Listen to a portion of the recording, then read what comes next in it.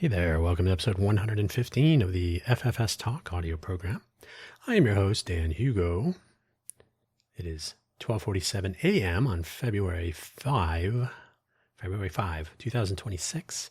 It's Thursday. We normally publish on Thursday, so we're getting a jump on the day. You didn't hear this unless you heard Quaggling Sand's episode from yesterday. Quaggling Sand, a completely different audio program that I produce. If you're not aware of it, well, what are you doing here?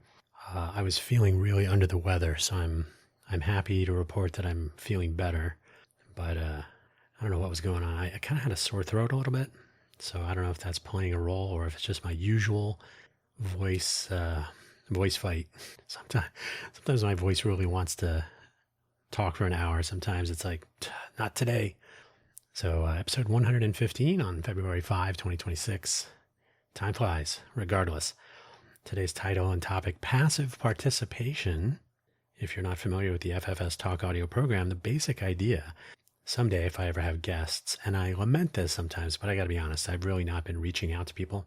These are planting seeds for future discussions. I like to say that also, but we're at 115 episodes. You'd think there'd be one guest in there somewhere, but that's what the future is for. So FFS Talk, yes, it's about debate, argument, actual constructive conversation, maybe, perhaps. That would be nice. We talk about what works, what doesn't, and what we might do about it. At least that's the solo format. That's how it's been working out. If I ever have a guest, I don't know if we would actually enforce, unless we did like a structured debate of some sort. Like each of us would start out with what works, debate that, what doesn't work. Okay, yeah. So we'd kind of settle on the working components and the not working components. And then we could discuss what doesn't work. What doesn't work and then what we would do about it, given what does work. So what does work? Did that come through?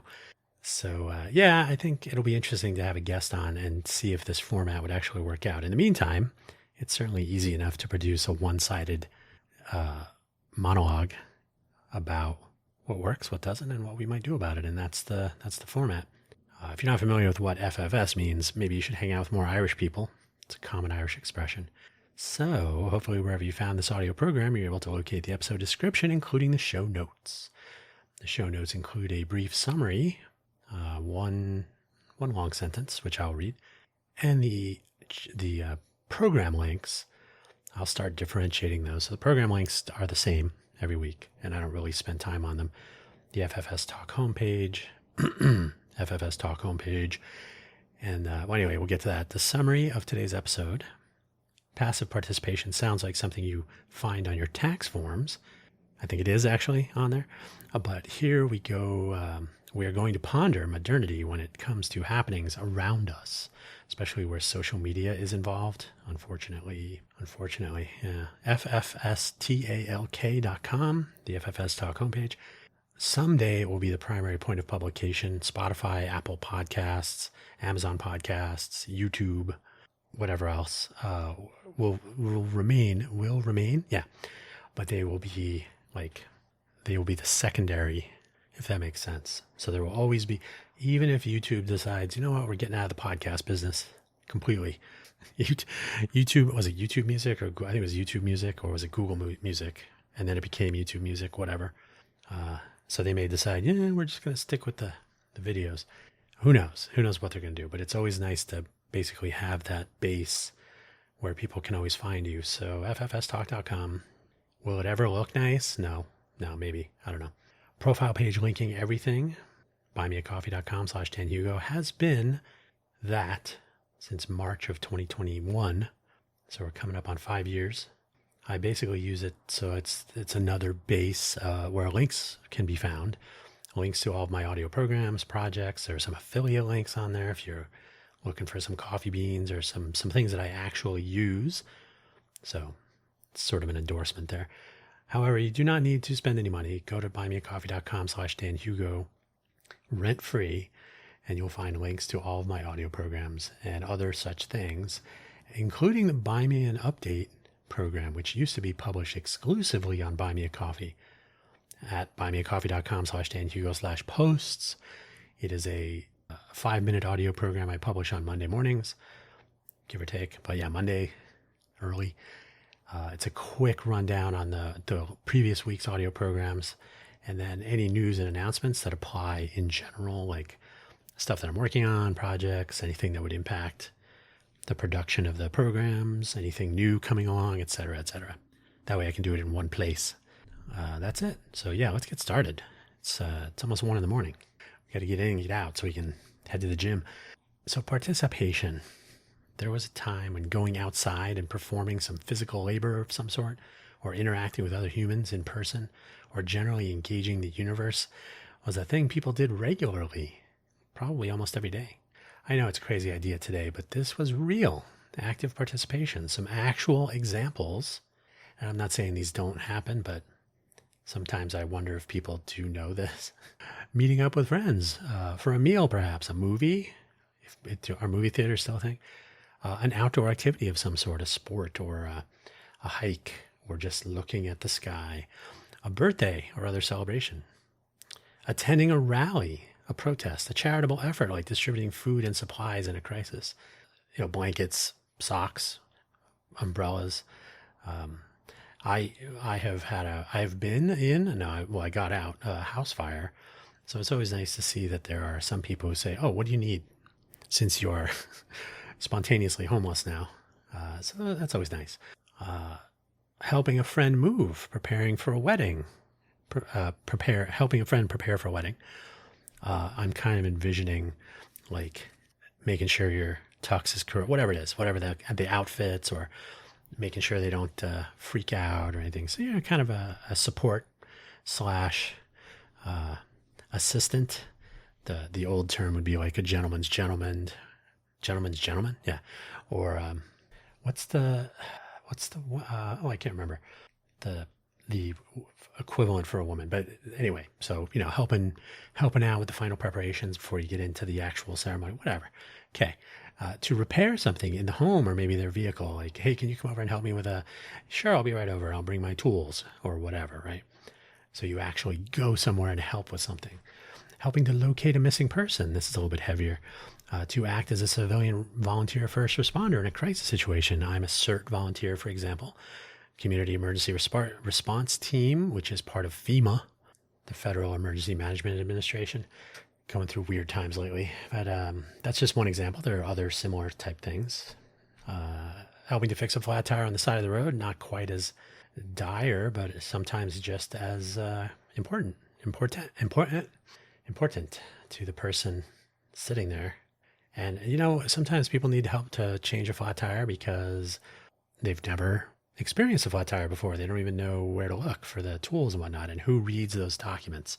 But other times it might be someone who's not able to. They just can't do it. And so having someone good enough to stop by and help them without taking advantage of them, that's something that's almost it's right up there with helping to find a missing person or put out a brush fire. Well, it can be definitely make someone's day. So active participation requires time and effort. Is often an opportunity cost. You skip doing something in particular to participate actively in the other thing, and it may end up costing something in personal energy expenditure, right? You might get tired. Like, oh, changing that tire, my hands are all dirty and I'm all sweaty now. Or, putting out that fire, had a little smoke inhalation. Or it could be anything. There could be a cost involved, and it might be a personal, physical health possibility. So the risk of injury sometimes, and perhaps an emotional toll, depending on the nature of the activities. Maybe you're helping people that are injured, or there was a plane crash and you're helping survivors, and that can take a toll. So it could be something really intense like that, or it could be a sort of a positive reaction. Maybe helping people that are getting out of maybe a flood or something, and there are blankets, and there's just stuff to, like, hey, I was just underwater. Can I get a towel? Right? Just being involved in that. Yeah, there's a sense of helping people, and some people enjoy that. Some people don't care. Active participation can provide some reward. The economics can vary wildly, of course, and there's often some cost regardless of reward and the net outcome. So, you got to take your time. You got to expend some energy often, and the return on that investment may be small, but maybe that's not why you're doing it. maybe the return on investment is not really measurable. Maybe it's a very personal thing. So it depends. Depends on what it is and who you are and what's going on, and etc. Active participation. Passive participation, the topic of today's program, though, can remove a lot of the risk where one might not go anywhere or do anything, but rather voice support in some way, maybe make some calls. And yeah, that leans towards active, but just, a little bit.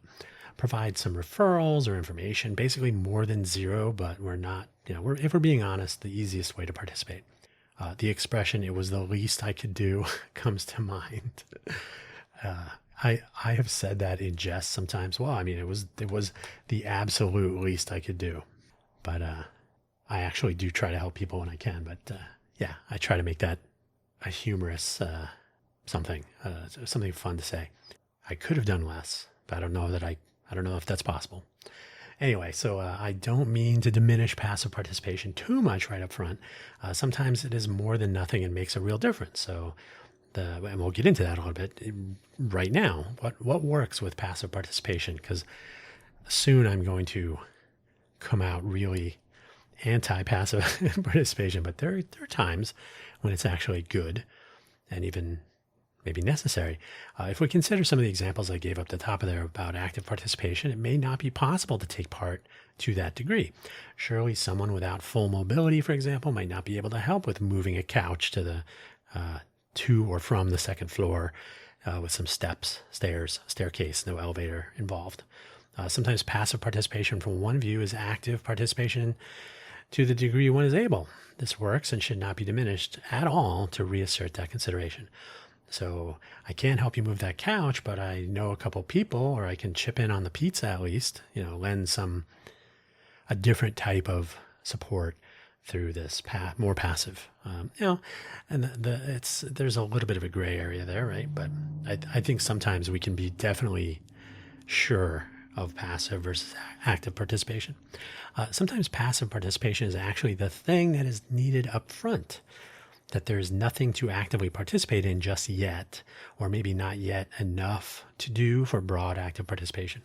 If there's an event in the planning stage, for example, by, say 10 people are actively participating in the planning phase or the initial startup of something, whatever it is, and there may be 100 more people that can get the word out. Obviously today there's social media pathways for this, so they'll do the liking, the sharing, the retweeting, whatever, all the duets, you name it. So all manner of amplification can be helpful. If it's maybe not, some people do this professionally, but I'll just share it with my network. And there are some people, if you got 1 million followers, I can't say I knew him, but there was this guy here in Vegas. I think he was like into music, maybe a DJ or something. And I'm not diminishing. I just can't remember what he actually did. But he said, "Oh, I got 40 million followers, man. If I can ever help get the word out about something."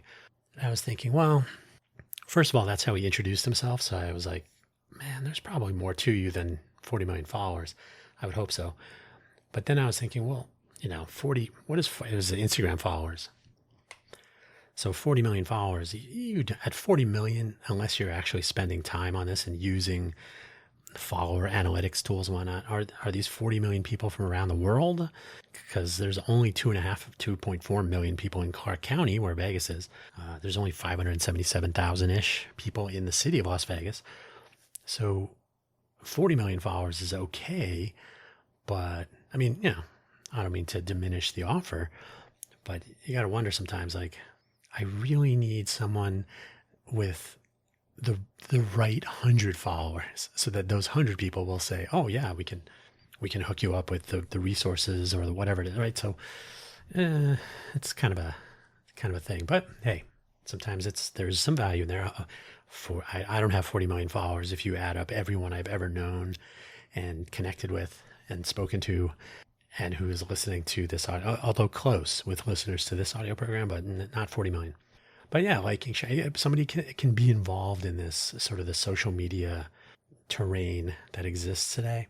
It's still a minimal effort, although, if you have 40 million followers, you've conducted some sort of campaign, or you've taken some actions to gather 40 million followers somehow, right? There must be some reason that you have that many followers. So if that's a contribution that can be made, that's pretty minimal. Yeah, I'll just retweet or whatever. There is, of course, intrinsic value in that, the casting of a wide net like that, but it's it can vary. But there may be a nice economy of maximal return that falls out of this. So passive participation has a timing component, we could say.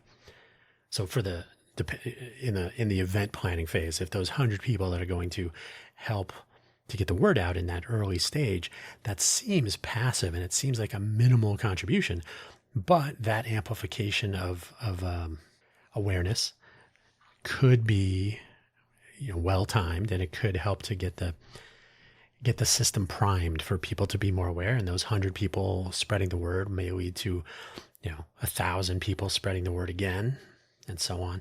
And if you time it correctly, maybe that'll start to ramp up as the event date approaches, or so on. So the value of passive participation can actually be more than it is initially, right? The maximal return later that does, as I said, falls out of it. So, thanks 100 people for getting the word out, or thanks a lot for the 100 people who helped get the word out. That led to 40 million people knowing, whatever. So it's not trivial, not to be discounted out of hand.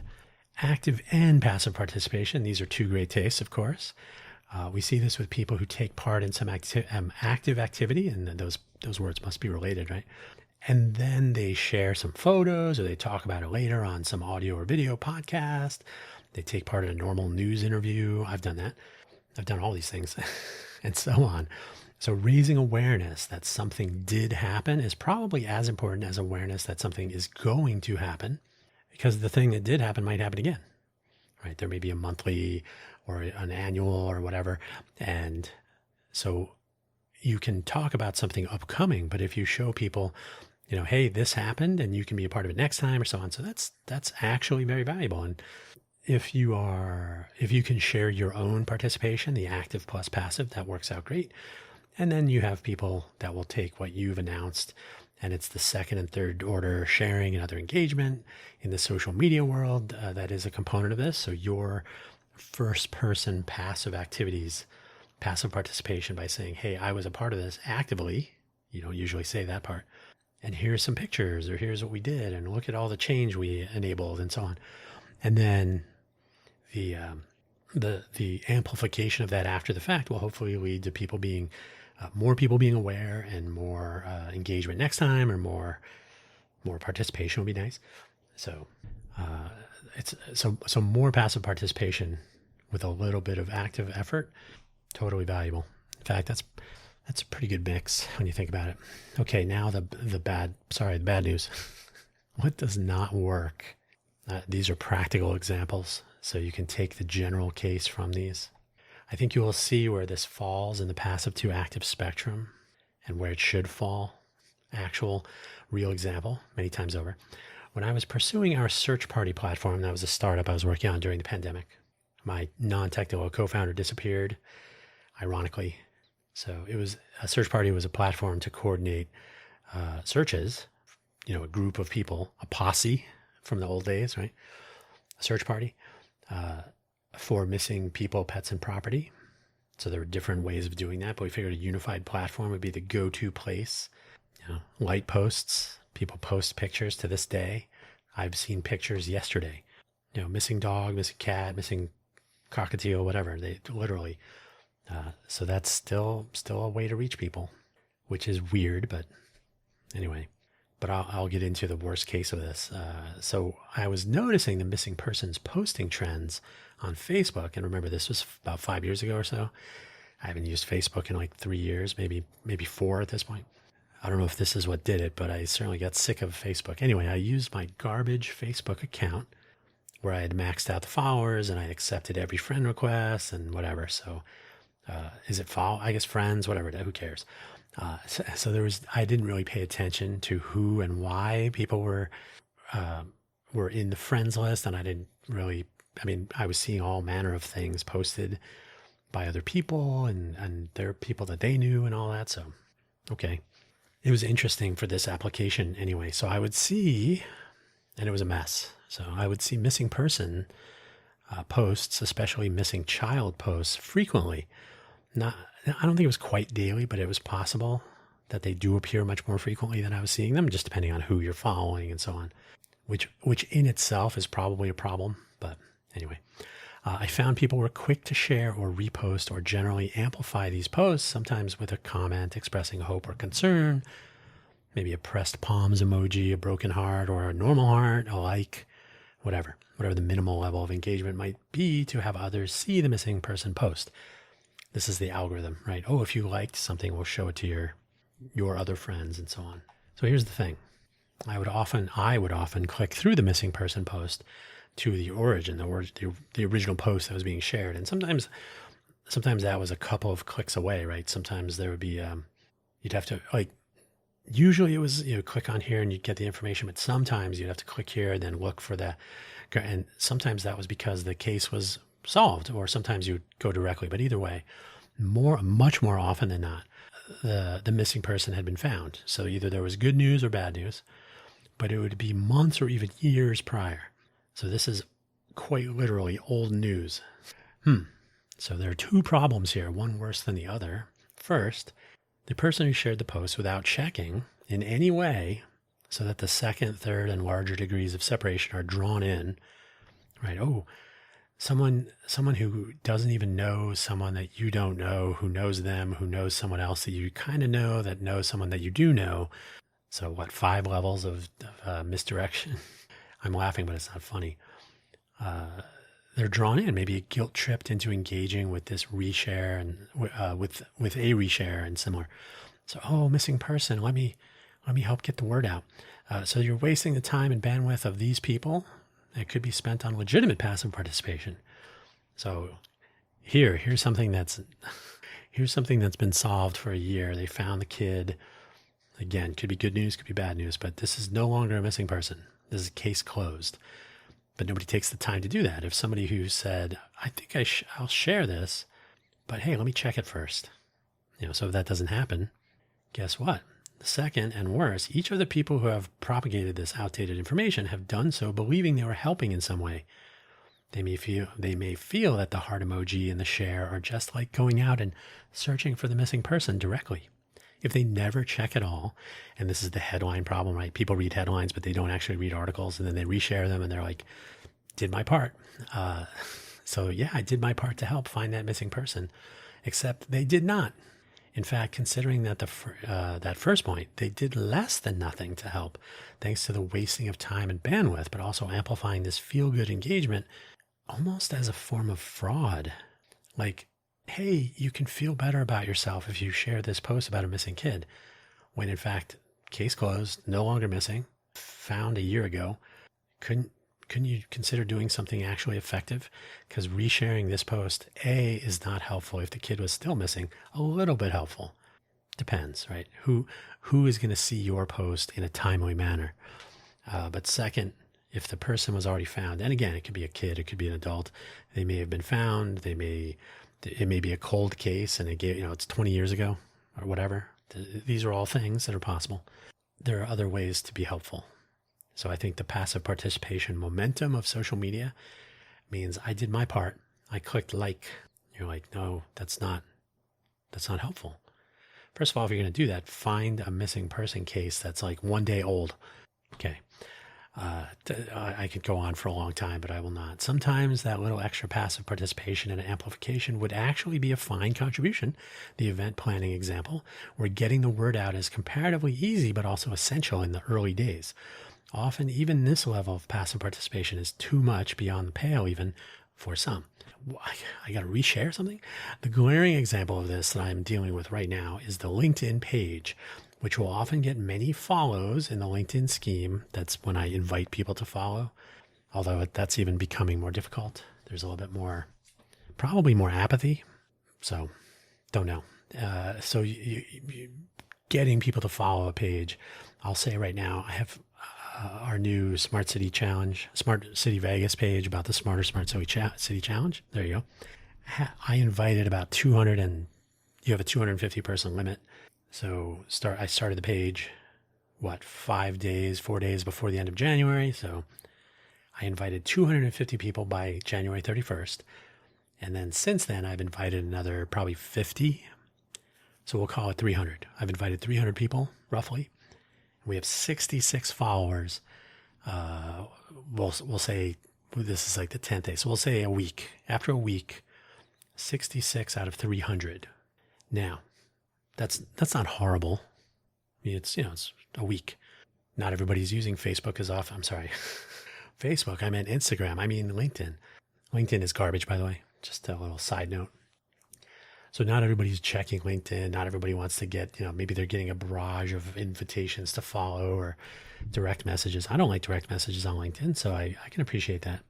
But those who do follow the page, it's completely ineffective without follow through. LinkedIn really wants people to engage with content. So like and comment and reshare, repost, whatever it is. Everybody has a slightly different term. So even though we have 66 followers, we have 0 actual engagement. And some of the engagement would be, like this or share it with your other network members in your network group. But one of them is like, hey, we're having these online meetings to do the pre-planning for this event. Remember I mentioned, some part of it would be, I'll reshare that with other people I know, especially in the Vegas area. They may be actually interested in participating in this early phase. But no one does the extra effort, which is essentially 0, to say, I can very passively repost or reshare or share or whatever. You don't have to come to the meeting. You don't have to spend any time. You have to spend like 5 seconds. I'm just going to reshare this on my feed or whatever. And I'm actually, the more I say feed, the less I like it. And I'm not really a fan already. So, but anyway, that's like the bare minimum.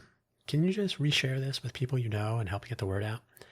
That's a lot to ask because guess what? People, once they follow a LinkedIn page, will often never interact with it again, ever.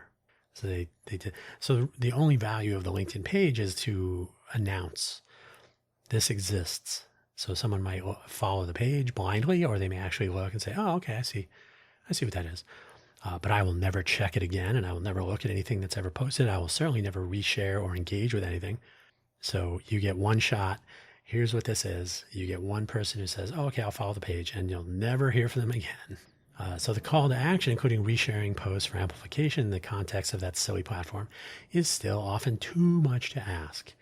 In this case, the least I can do really is that, and ultimately ineffective, but like the missing person scenario, leaves the follower with a sense that they did their part. I followed your page. So I have direct experience with this one as well. So these are all, anecdotal, where someone will run through their social media feed. And by the way, I think that fact that this is an expected norm is a bad sign. Oh, is this in your feed? That's become like reading the morning paper, which is no longer a thing. Did you check your feed? Is it on your For You page? Ugh, I don't use TikTok. That's a whole nother worse story for the world. And just like everything, sometimes as a passive support action, as in they have no idea what it is, they like it as a show of support regardless. Like, if I'm following you, if we're friends on Facebook, I'll just go through and like. Well, okay. It might be nice, and maybe they feel good, like they're being supportive in some way. But again, utterly passive, of dubious value beyond the algorithm. So you liked a thing that you don't even know what it is, so the value of your likes has been diluted across all these things. Algorithmically, it might be interesting, but from a practical and human perspective, it's a bit dismissive. I don't care what you're doing. I just, I'll like it. Sure. Pat on the head. Get out of here, kid. You bother me. Everything becomes equivalent in a task without meaning. Hey, I liked your stuff. Yeah, but you liked everybody's stuff. Yeah, well, that's how I show my support. What can we do about this stuff? Well, first of all, unless the world of algorithm-based social media feeds is going away sometime soon, and it's not, this will continue to be a problem. As I've hinted at, there are more details for another time about algorithmic. I think I've actually done an episode about some algorithmic stuff. It's basically a network referral score with some extra bells and whistles, I guess. Counting social media engagement is a tier 2 or 3 channel as in a way to reach people. Depending on what you are aiming for, it might be worthwhile to consider. Sure. I mean, there are people that make good money on their YouTube channels, their TikTok feed, which I think is less money. I don't know. And, Instagram, selling products, either as an advertiser or as an affiliate, for example, or maybe you actually have a business and you're selling products directly. So if you can get people to visit your website or, however you sell your products, then that's great, right? You're actually doing the pro action, and then anybody who likes or reshares or whatever the platform allows, that's like a specific form of helpful passive participation, because you can actually, they're amplifying your signal. They don't actually have to spend any money, but maybe somebody else will. So, okay, that's nice. Counting social media engagement, though, for most people, two or three, second or third tier, 2 or 3 levels down from like meaningful engagement. So depending on what you're aiming for, it might be worthwhile to consider. So yeah, there are caveats. Direct communication engagement without regard to membership, friend or follower networks, paywalls, and so on may be the preferred way to reach useful, even valuable passive participation. So in other words, I'm not asking you to really do something. I'm asking you to just help get the word out. All you have to do is click like. But if you're limiting it to, well, you have to be following the page and we have to be connected in a network, or I have to be friends with you on Facebook, or you have to be whatever, right? If there's all these barriers to entry, then you may have limited access to people who might be interested. It's like, So if there's a platform, maybe the Twitter blue sky model where you still can see like stuff that you're not following. I just have my issues with some of this stuff. Now, granted, there's a fire hose of stuff on the internet. So finding a way to present people with things that might be interesting is a challenge. What is the motivation? So it's possible that maybe I need to follow a feed of charitable events coming up, or volunteer efforts, or community elevation events, or learning opportunities, right? So not everything has to be all mashed together. I could be very interested, for example, I would be interested in volunteer opportunities in the greater Vegas area, and I would see those, and maybe that would be on a calendar or in a Twitter style feed or some other feed of some sort, although I think a calendar would probably be better. So that's something to consider. Rather than make it algorithmic, make it where I get to pick what I'm interested in, and that's what I see. Then amplification is not so essential, because I am choosing what I want to see, and that's being delivered. I'm self-amplifying, right? I'm explicitly looking for those opportunities, and when they become available, I see them. I don't need to have my friend like or share or whatever, or tag me in order for me to discover it. So the discovery problem can be addressed, maybe just a culture shift back to some other norms from the good old days. Sometimes you have to be brazen. This is no longer a social faux pas. I wrote foul, but I'll change that to faux pas. Faux pas. Not by any means, actually, as you will hear and see at various points in a YouTube video, for example.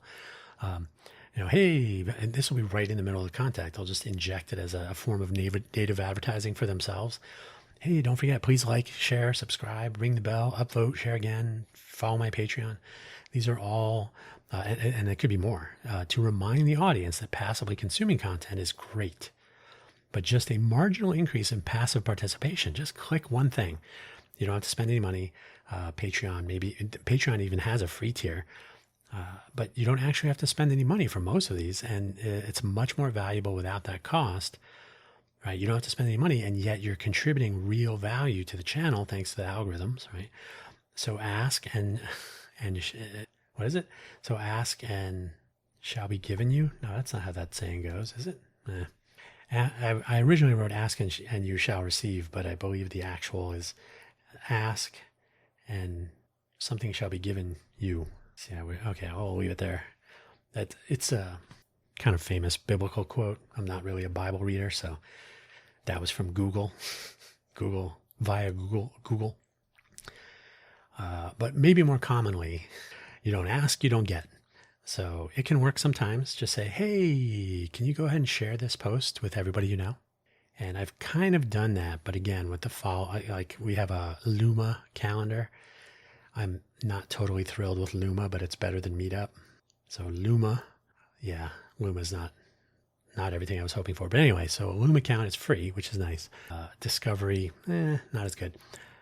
Hey, here's a Luma calendar for our meta planning meetups for the upcoming Smarter Smart City Challenge. Posted a link to that as a separate post with images and everything on the LinkedIn page. No likes, no engagement whatsoever. Nobody shared anything. So probably nobody even knew about the first meetup on the new schedule, which was Wednesday evening, yesterday. So nobody engaged or RSVP'd even for any other future events and whatnot. So I was like, oh, okay, that's not worth it. But I could say, and I did in the thing, say, hey, if you can share this around, that'd be great. Nothing.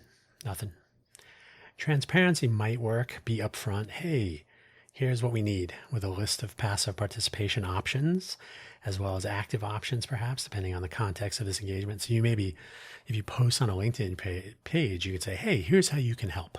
In fact, I've literally just said that out loud, and I'm like, maybe I should do that, because I don't want to waste time posting on the LinkedIn page. I should be spending that time talking to, honestly, the Smarter Smart City Challenge is probably aimed at people who don't use LinkedIn or who I'm not connected to, because it's people outside of my industry and whatnot. That's the fallacy of the LinkedIn value. It's kind of, like I said, it's kind of garbage. So I think they went off the rails a long time ago. But anyway, so you could literally say, here are some of the passive ways that you can be helpful. Reshare the calendar link, right? You can tell people, here's how you can participate if you're interested. If you haven't already discovered this Smarter Smart City Challenge upcoming, you can help to extend the reach of these announcements and the notion, right? You can tell a friend who might themselves be interested or might be interested in getting the word out or have some sort of relevant or adjacent interest. So just spell that out. Like, here are ways that you can help, and recognize explicitly the outcomes and results. Like, oh, thanks to so-and-so for sharing this. Thanks to someone else. And then when people are not mentioned, they may say, oh, okay, a little guilt trip. This is common with sponsors and sponsorship levels. For example, in the modern era, a passive participant who reshares or reacts with a like is perhaps the lowest tier of support, right? So the gold level might be, oh, thanks to, Acme tractors. I was trying to think of the Roadrunner real quick. For Acme fake holes in streets, for the gold tier of funding, donating $50,000 or more, whatever. And then way down at the lump of coal level is the thanks for people who took the time to like our posts. So that's sort of passive aggressive, I know, but it does recognize these contributions. So it doesn't need to be aggressive, but it may be a little bit passive. But I think spelling out how you can help is going to be my, because I'm going to start backing off frequent posting and spend the time with actual outreach beyond LinkedIn. So I think how can you help will be the take a break.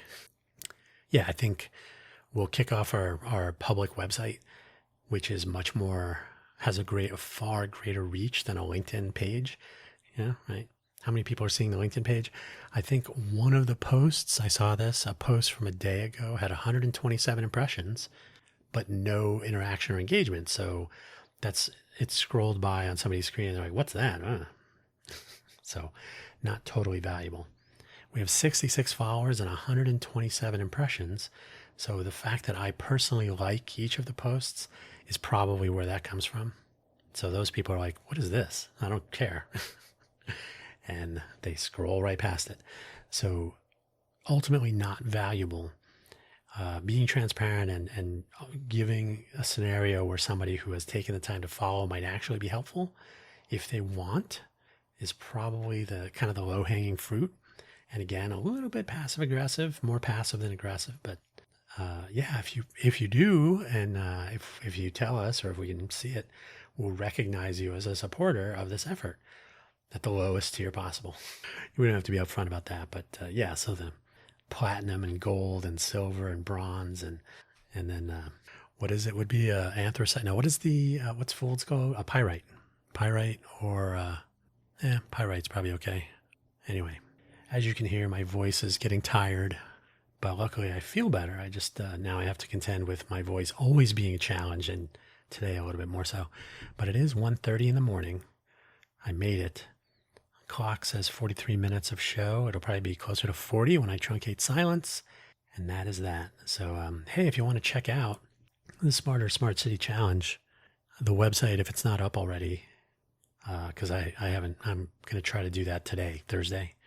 I was hoping to do it yesterday, Wednesday, after our meta planning meetup, if anybody had shown up. So I could say, like, here's what I want to do. If anybody has any thoughts on a logo or something to think about. But I already have we're going to use a GitHub Pages initial setup, because we're going to use GitHub for the program management of coordinating tasks and whatnot. So using that as a free starting point, totally useful. And then now it's Smarter Smart City Challenge. So the website is smart-city.vegas.